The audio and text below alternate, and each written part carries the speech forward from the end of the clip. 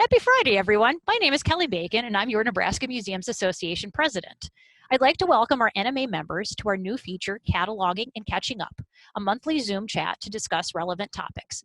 For the next several months, these conversations will be held on the fourth Friday of the month at 3 p.m. Central, 2 p.m. Mountain Time, so mark your calendars. If you can't make it one month or want to rewatch a meeting, we'll record them for viewing later. Each month, we will have a different theme and host leading our conversation. This month's theme is racial disparity and minority representations in museums. If you're interested in hosting a future discussion, please contact me or another board member. Not everyone in this meeting has video capability, so if you have a question, please tell us your name and your organization before asking your question. You can also use the chat feature and we will ask your question for you. And due to the number of people in the meeting, we ask that you mute yourself unless you are speaking. So now to start the discussion. So we don't really have a host for this, so I don't know if anybody has any initial comments or anything that they would like to say or have any questions.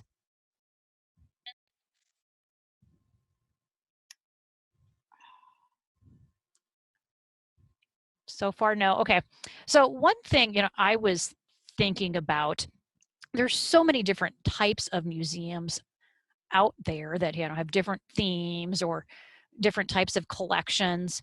But one thing I was thinking about was the difference between history museums and art museums. And if there's, a way that, because I know we have people from an art background on our Zoom and then people from a history background in the Zoom. If you see that there's any ways that those different types of museums represent, race relations, racial disparity, and, minority artists versus minorities that may have, homesteaded, in the state, if you see any differences there.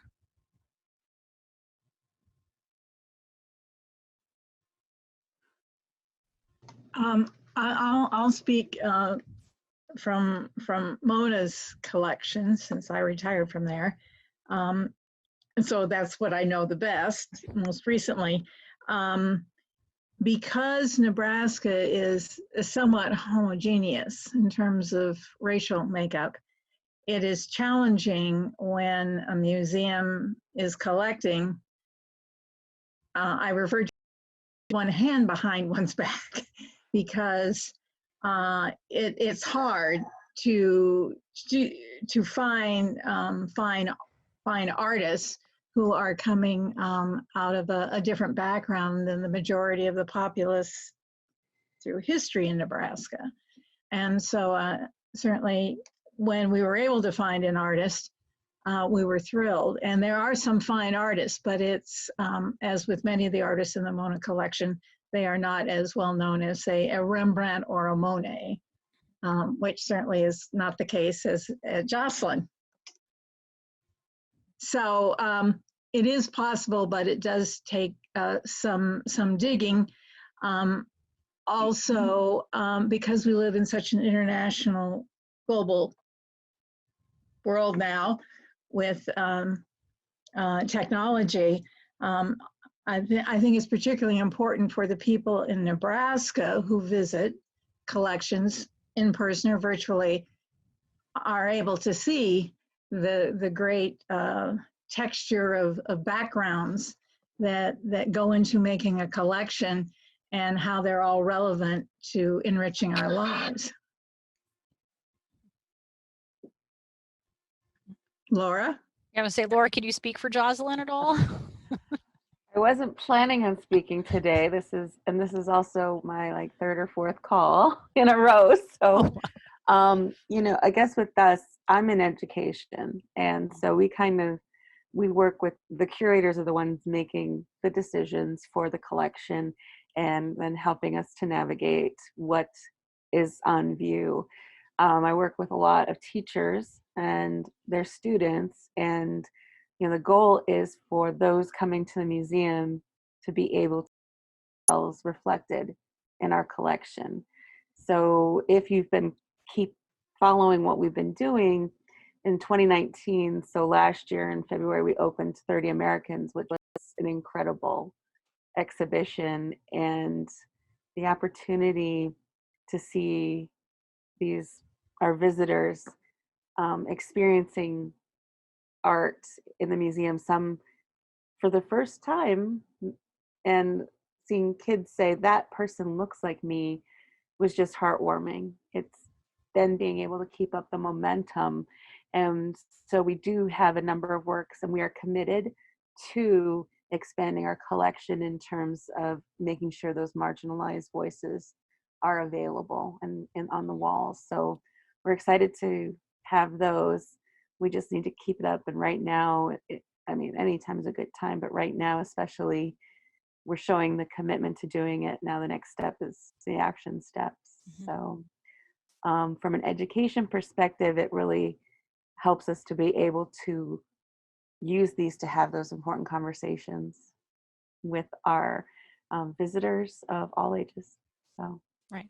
Yeah, and I think the art world, can have a very unique, kind of opportunity with the artwork, especially if you're talking about portraiture, and finding, paintings of people that look like the population where you're located, to be able to show those paintings, a bunch of, landscapes that don't have any people in it, you don't necessarily know. And if you don't have an art background, you're not going to know who the painter, is or was and where they came from. So I think, yeah, there's some great opportunities there. And if I can throw it out too, interestingly, you brought up like landscapes. I worked with a Native American professor who helped us to come up with a service learning project for students to work on called Finding Native Voices in the Artworks in our collection in the galleries. And at times, there was a couple times where they picked one work that had no representation, visual representation of a Native American, but they told the story.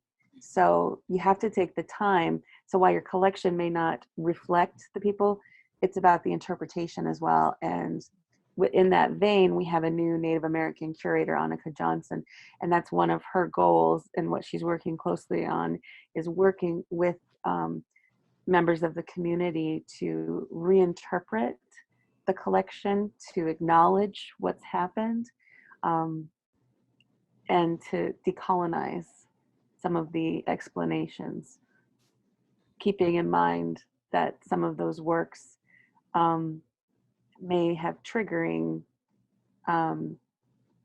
reactions from Native Americans. I mean, if you're familiar with our collection, The Trapper's Bride, where a mountain man is marrying a Native woman, and we had given those to the different schools in Omaha as a gift.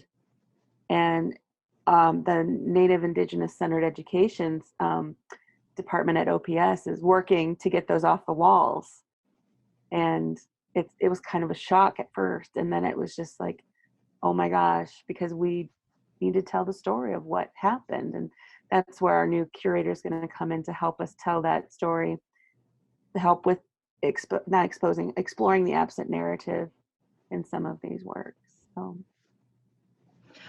And I don't know if the history museums have this, but there's also tradition in art museums. And so often these more inclusive ways of interpreting our collections is an uphill battle. It's often, the staff is probably the most enthusiastic about this, but there was a time when Native American material was considered ethnographic and not appropriate in an art museum.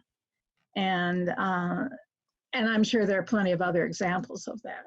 And so sometimes you're working against traditional thought. Yeah, I struggle even with cataloging Native American collections or other minority or marginalized collections as well.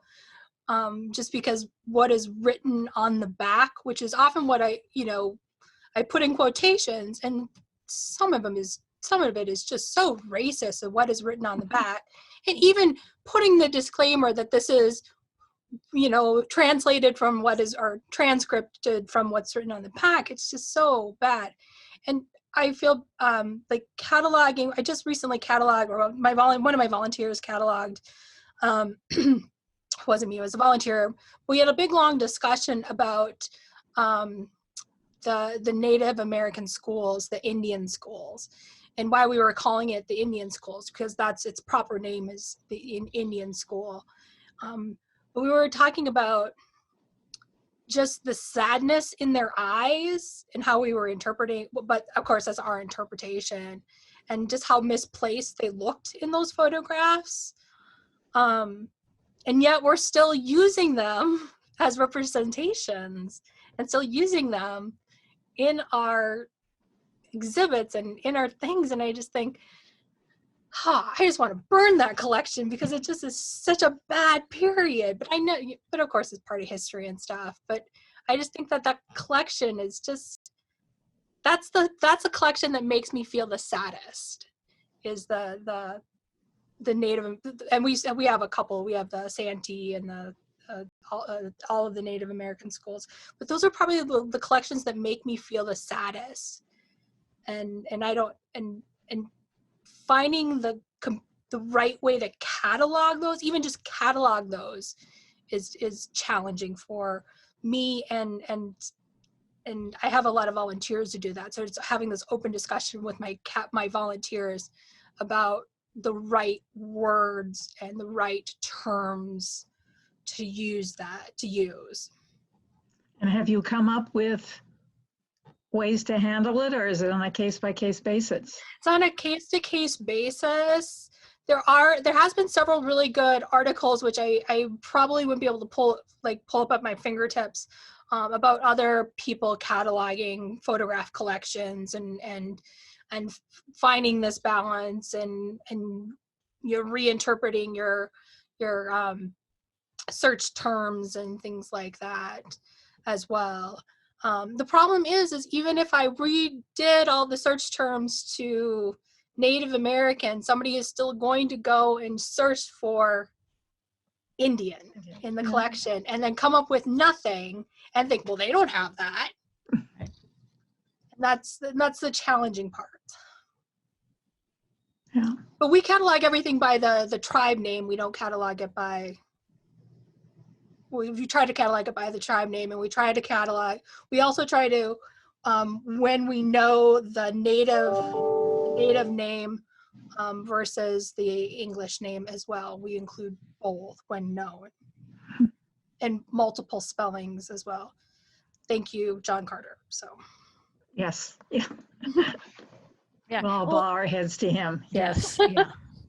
Yeah, and something you said, Karen, kind of made me think, they're different because you have a photograph collection.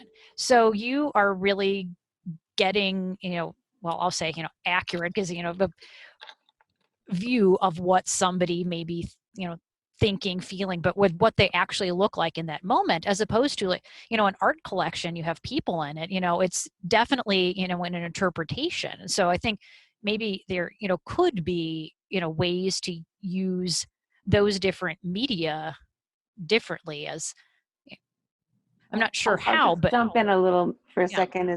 It's also understanding who the artist is. Yep. And so for artists like Carl Bodmer, who is, we have a significant holding in our collection of his work, those are used today as almost scientific illustration. So we know what we're looking at is likely what was seen. Mm-hmm. And then you compare his work with someone like Alfred Jacob Miller, who did The Trapper's Bride, who kind of has that take it with a grain of salt sort of thing, because he was creating the art, and then he had only visited the West once, and then went back to his studio to then sell it. Made it up. So that's where the interpretation, does come in into place. And it's our responsibility to tell people. Mm-hmm. Yeah. The same goes for photographers. Right. Yeah. You can make people smile when they're not happy, or, make them look like they're crying when they're happy. So. Well, and you can tell the ones that were doing it for ethnographic reasons, and then you can tell the ones that were doing it for commercial reasons, because Native American photos were, in the 60s, 70s, 1880s, 90s were hot commodities and selling like crazy back east. So you can tell which photographers were doing commercial versus ethnographic material. Reinhardt is a great example of ethnographic material versus I can't think of a bad one off the top of my head, but there's lots of bad ones out there. Yeah. I'm sure a lot of commercial photographers. Mhm. Yeah, and I think that the challenge too with a lot of those 19th century images and their original titles is just exactly what you were addressing earlier, which is a language problem, because commercial images often talk about so-and-so and his squaw, Ugh. or you know, other kinds of references that are certainly useful to record for the historical record, because particularly if that's the title that the original maker of the image imposed, then we can't expunge that. But sort of trying to figure out how to reference that in a contextualized way is a job that I'm glad you have and that I don't. I've even also been struggling with photographs of, like in the teens and 20s, of children playing Indian. I've kind of come up with this blanket things were different then statement, although it's a much nicer statement. We kind of worked together. I don't remember if you were in part of that discussion, Lynn, of that during the John Johnson exhibit. Oh, right. Yeah. Came up with a statement. I've kind of modified that to use it more as, and more of that, and you know, like the campfire girl costumes where they're very pseudo Native American. And then I have people dressing up again in the 19 teens. You see that people dressing up in, for the lack of a better term, and for Oriental, which is the term they used in the teens, Right. costumes. But I've been kind of using a disclaimer kind of thing, is that, you know, we're much more sensitive now and we would not culturally appropriate things. But yeah, how do you deal with that? Right. And how do you deal with that? We were, part of it was a little boy in a Native American costume. We wanted to use it in an exhibit. He was he was a Caucasian boy, a white boy, and it was taken by a Black photographer, and it was a Black photographer taking a picture of a white boy, and it was like the only photograph of him taking a photograph of a white person. So it was kind of a significant image in that sense. So we're like, how do we show this image that could be very sensitive to people without offending people? And I think we did an okay job. I think the statement ended up being okay. We didn't have any feedback that I know of. No. But it did start a good discussion, especially among the staff, and I think even among the visitors. Mm-hmm. Well, yeah, I think you had something that tried to reference the fact that sort of playing Indian, quote unquote, Here, I can probably find it. is something that, you know, we associate with like Western movies and TV, but in fact it far predated that. And at the, you know, by the turn of the 20th century, that was just part of the general kids game repertoire, you know, like playing pirates or playing princesses and knights of the round table, or playing quote unquote Oriental people, you know. So it's a horrible term. But yeah, and yeah, it's tough. I gotta find the right script. one thing I wanted to say about the challenge that I think we face in history organizations is that the acquisition of collections materials largely comes from people's donations. And so I think it's been easy for history museums to say, well, we don't have this stuff because nobody's given us anything. And it seems to me that that's an easy way out, but it's not very accurate, because it really raises the question of the way in which the institution has been welcoming to the full range of people who live in that community or county or state, in the case of History Nebraska, and the extent to which there's been real effort made to build relationships, to document those communities, to encourage the donation of materials. And I think that's something that you guys at History Nebraska are working towards now, but it's, you know, it's sort of a long haul. And I'm sure, not to put Aaron on the spot, but, you know, Saunders County has, you know, infinite diversity. And I mean, in terms of like Czechs and Germans and Swedes, but in terms of racial diversity, your history is probably something that requires you guys to be much more deliberate in trying to find those stories and tell them. Yeah, I mean, we can, like you were saying, we don't have a lot, and part of it is because we didn't collect it, or it didn't, you know, I have one picture of the gentleman who is purported to be the first African American in Wahoo, and I have one of his sales slips, I guess you call it, or bill or something, because he did odd jobs, he did all sorts of things, but that's about it in terms of in terms of collecting regarding race and that sort of thing. We do have a few things relating to the Native Americans. We have a couple of exhibits, but regarding that, I think like History of Nebraska and the State Museum have can tell that story better than I can. They have a lot more material. They have a lot more resources than I do. And I think what I have here was actually most of the information comes from them. It hasn't been changed in a while, but so I need to do that.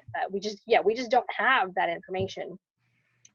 On the flip side, one of the things that it kind of goes with what some other people have talked about and how to state things or how to present things. When the protests and things were just sort of starting out, my board president mentioned that maybe we should have something regarding, you know, race and racism in Saunders County. And so I have done an article for our upcoming newsletter about a KKK parade that happened in Wahoo in the 1920s. And I looked at the two sources that I have, and I went on to the History of Nebraska and got some just general information. And I put together an article based on those two newspaper reports and basically describing what the newspaper described. And I put in a paragraph regarding there was the parade, and then they did sort of a little a program or something. They had a glee club and they had a band and they had all this stuff. Put in there what the description of it was. And I have a couple other people working on this newsletter, and one of them read the article and she's like, well, this is good, but that one paragraph about the program is kind of, she didn't like that paragraph. And because I guess the description, I didn't use any, I just basically took what the newspaper said, and both newspapers said pretty much the same thing. And but it could be interpreted as offensive, I guess. And so we're trying to figure out how to present that to our members. I have another board member who doesn't really want the article in the newsletter because the whole topic. So I have to, I think that article is going to go in the newsletter, but it's the balance of the story that we have to tell, I guess is what I'm coming up against.